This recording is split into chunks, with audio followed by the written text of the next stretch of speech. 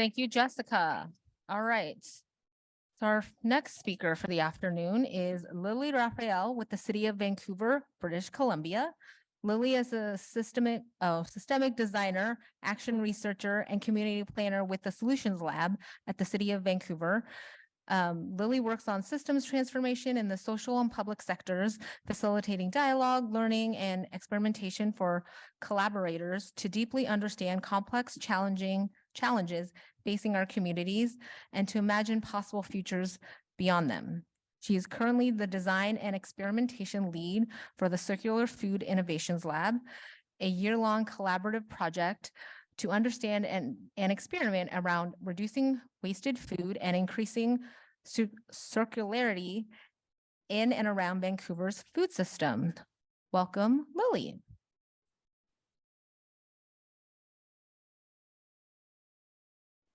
Hi, everyone. Can you hear me okay? Okay. Thank you so much for having me and yeah, for letting me come down from super far up north. So I'm really excited to talk to you today about the Circular Food Innovation Lab, which is a project that we've been implementing over the past year. So it's a partnership between the City of Vancouver with particularly the Department of Solid Waste Strategic Services and the Solutions Lab, and then Emily Carr University of Art and Design, Vancouver Economic Commission. And we're funded by the Carbon Neutral Cities Alliance, which is a global alliance of cities working on game-changing initiatives to get to climate neutrality, and then or carbon neutrality, and also MyTax. So I'm going to be talking to you about some things that we've learned around getting unstuck, so intervening on the food system in Vancouver. So firstly, I'd like to acknowledge the lands that I am super grateful to call homes, the Musqueam, Squamish, and Tsleil-Waututh territories. And we're working to innovate in a colonial institution and are drawing and constantly learning from Indigenous knowledge keepers on different ways of thinking and different ways that we can practice being in different relationship with each other and with the land.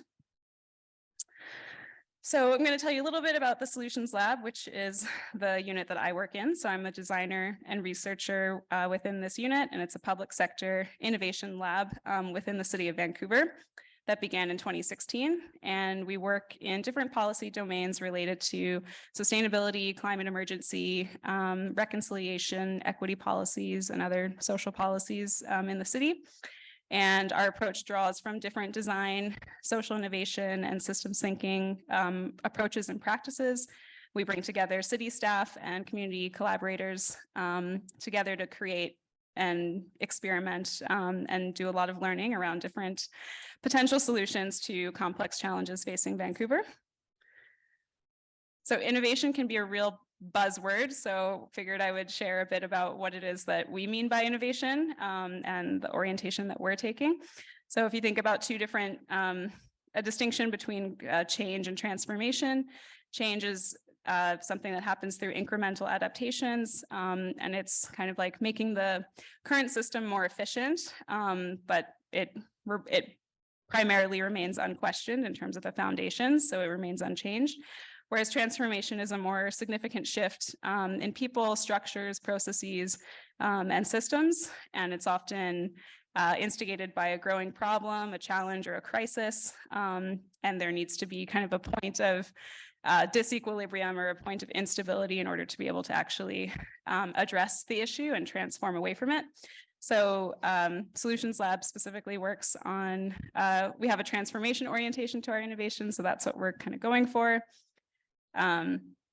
This is another kind of framework that we use called the Two Loops framework, which was developed by Margaret Wheatley and Deborah Fries.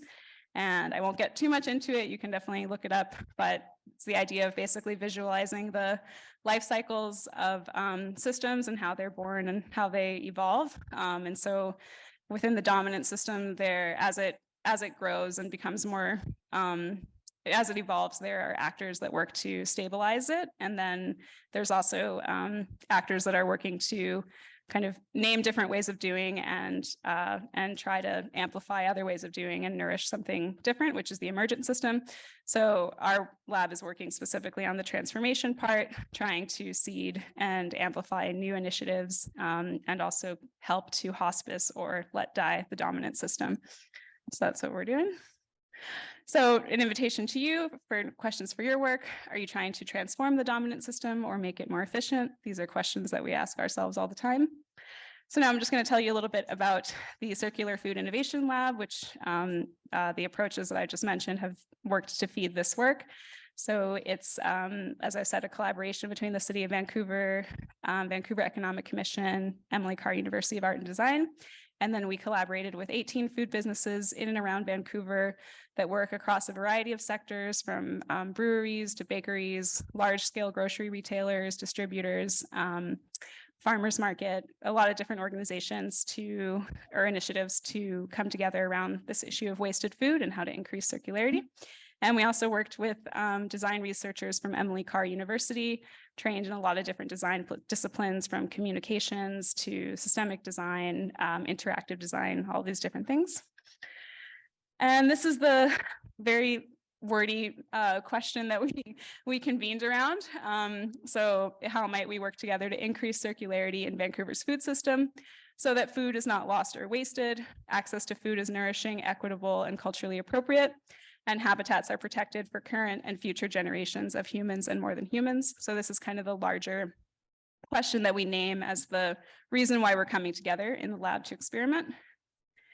And in working with systems thinking, a key idea of it is that we need to find the kind of the largest or the most, how to describe it, like the highest impact. It comes from like changing deeply embedded practices and structures and mindsets. And we need to develop new practices in order to get to that, be able to do that. So I'm going to share a few of the practices in the lab that we worked on to try to get at these really deep different structural changes. So one of them is systems mapping and looking for leverage points. So going back to the iceberg visual that I think you saw on the first slide, we're trying to get below the surface of what's actually happening in terms of what we can see and understand from the system, to actually understanding what's the mindsets, the habits, the structures in place that keep perpetuating the dominant system, and figure out where is there high impact leverage to actually change that. And then because this is a really touchy subject of food waste, we're working on deep relational work, shared accountability.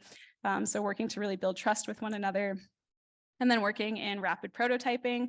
Some of you might be familiar with this, but it's basically developing very quick, small, like mock-ups of different ideas and creating kind of a tangible representation of an idea to give us something to interact with. And it helps us to take small risks and try things out before investing all of our resources into one strategy or one solution or one policy or whatever it might be.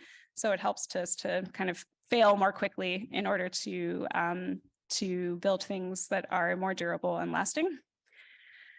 So some of the patterns, I'll go through this a bit quickly because I realize I'm getting low on time, but here's some of the patterns that we noticed. So there's a few of the big picture patterns of the dominant system. So things like fear and white dominance, the way that we see nature, our mentalities around scarcity and efficiency. And in the blue are the more transformative things that we're naming as what we're trying to move towards, or what it is that we want to embody as people, as humans, as people working in this field. And then some of the specific stuck patterns related to wasted food are here as well. I'll go into a few of them in more detail. But so things like treating donation and diversion programs as short-term fixes for businesses, even though over-ordering still persists. So it's this idea of finding solutions kind of at the end, like downstream, compared to finding solutions further upstream. And then I'll go through a few of the other ones, but just an invitation for what stuck patterns do you notice in your work? And here's a few, I'll go through just how we tried to intervene on the system with the prototypes. So the different concepts that we developed based on what we noticed through the patterns. And these are our 9 concepts that we experimented around. They range from a lot of different types of things that we were testing, from how to communicate seasonality to how to build better collaborative networks, to innovate around spent grain.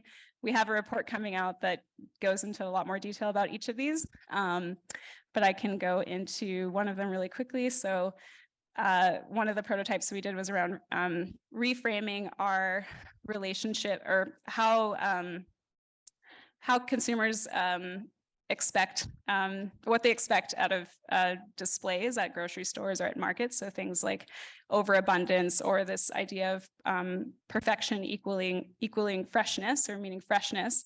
And something we heard a lot was that businesses and our partners, that they can't really change the consumer's perception, and that they just need to meet the demand of consumers.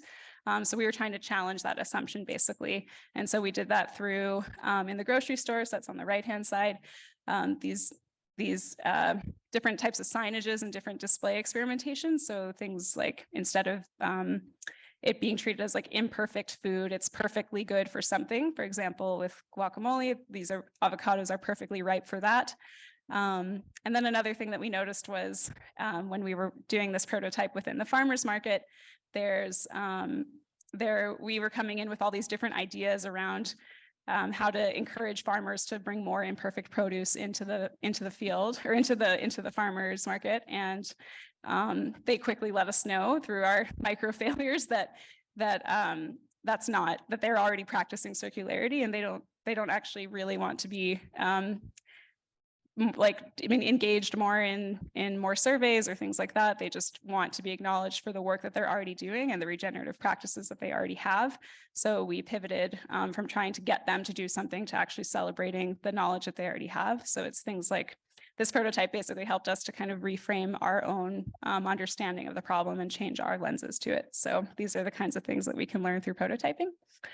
So just some kind of final thoughts around it is that prototyping and small installations are a way to help create really significant conversations and significant shifts. And also it encourages us to take risks that are respectful and bold, and also help us to move towards a new system. So my last question to you is just an invitation. What types of risks are you ready to take? I know I'm super over time, so thank you so much for paying attention, and I look forward to if there's any questions. Okay. Moderate. Sure. Question. Sounds good. All right. Thank you, Lily. Do we have questions? Any questions online? Okay, no question. Oh, I see a question on the second floor. Up there. Okay. Or in the balcony. Yeah, thank you so much for your presentation and opening more perspectives for us to consider. I was curious, how do you approach, especially the efficiency and time? I often find, in moments of emergency, we need to be time prioritizing. However, in moments of discussion and conversation, I find, there's often a lot of stress and efficiency. And I'm curious how you approach that and find peace during that. Yeah, thank you for that question. So I think one way that's helpful to think about it is that there's different types of challenges. So we have things that are more like crises or emergency related challenges that need a very quick and timely response, and like very much like an act fast sort of thing. And then complex challenges are actually more of these like messy, large, like wicked problem sort of questions where there's many unknown unknowns. There's a lot of different ways to look at it, to see the problem. There's a lot of different ways to try to solve the problem. And the orientation is more about, it's not something that you're gonna have like one, singular solution to. It's more about how do you navigate the complexities and how different things interrelate. So again, this thing like with, how do we relate the challenge of food insecurity and the fact that we're still over ordering and donations being a solution for right now, but then how does that perpetuate other, habits or things like that? So I think in terms of the timing sort of thing, having containers like this, like a lab where you can actually slow down time in a way to actually look at the problem and like look at what's happening in the system can actually help to kind of like encourage us to just move a bit more slowly when we're understanding the problem. And then that'll help to have us make more or enable us to make more like more timely decisions moving forward kind of thing. So we kind of play with time a bit in the lab because we spend a lot of time thinking about the systems and that's really slow. And then we do very quick, like rapid prototyping. Just, is this a quick idea that seems promising, seems interesting?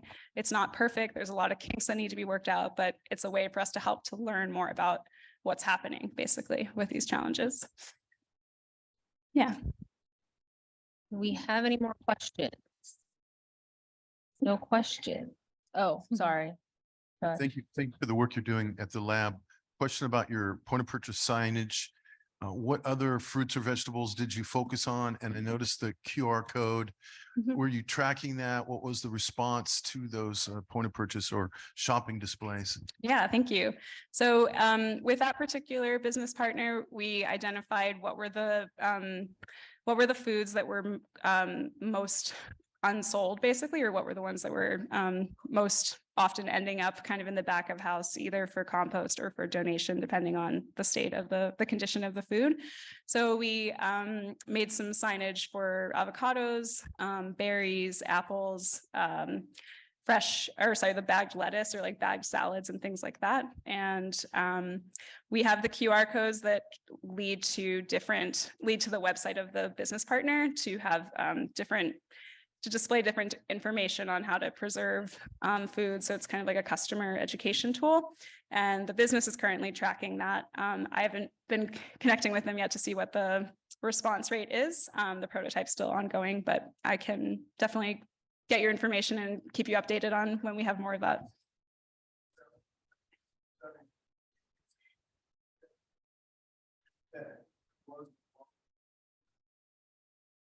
Yeah, so we just installed these pretty recently, so I don't know yet exactly how many QR clicks there are, but one thing I will say is that even just the installation in them in the store caused a lot of different conversations to be happening between management and staff about what does it mean then for their displays and how we might display food. How are we going to talk to customers about this? So it started new conversations basically kind of within the workplace and also within the decision-making process kind of going up through the marketing and corporate channels and things like that. Yeah. Okay. Thank you so much. We do have a final report coming out. So if you just get my information, I can send you that on LinkedIn at some point. Thank you. Thank you, Lily, and thank you for coming all the way from Canada and speaking at RU.